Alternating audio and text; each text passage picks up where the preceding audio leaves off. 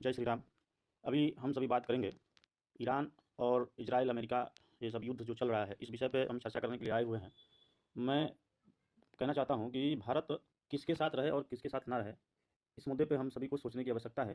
प्रधानमंत्री श्री नरेंद्र मोदी जी जो कर रहे हैं वर्तमान परिस्थिति को देखते हुए, भारत को किसके साथ रहना है और किसके साथ नहीं रहना चाहिए, इस मुद्दे पे हम लोगों को सोचने की ज़रूरत है। जो ईरान के मामले में छाती पीट पीट के रो रहे हैं, मैं उनसे यही कहना चाहता हूँ कि भारत का विकास किस प्रकार से हो, हमें उस बात पर सोचने की ज़रूरत है, ना कि धार्मिक विषयों पर सोचने की ज़रूरत है। हमारे हिंदुस्तान में जब भी आतंकवादी हमले होते हैं, उस पे ईरान और कोई भी देश जो कोई स्टैंड लेने के लिए नहीं आता है, तो हमें भी इस विषय पे ध्यान नहीं देना चाहिए।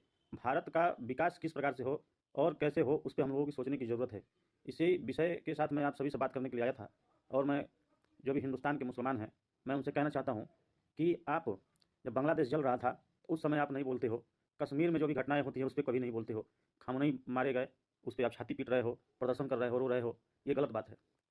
आप भारत के निवासी हैं, तो भारत का विदेशी मंचों पे किस प्रकार से भारत का विकास और भारत का गौरव बना रहे, इस विषय पे सोचने की आवश्यकता है, ना कि अपने धार्मिक विषयों के लिए रोने की ज़रूरत है।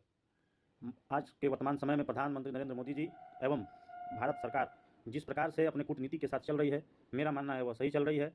और हम सभी को सरकार के साथ रहने की आवश्यकता है, ना कि राजनीति करने की आवश्यकता है। मैं अपने देश के सभी पार्टियों से मैं आग्रह एवं निवेदन करना चाहता हूँ कि ये समय ऐसा समय है, इस समय पर सरकार के साथ हम लोगों की रहने की आवश्यकता है, न कि राजनीति करने की आवश्यकता है। इस समय हमें सोचना चाहिए कि भारत की अर्थव्यवस्था को किस प्रकार से मजबूती देना है और चलना है, यही सोच के साथ चलना है। जय हिंद।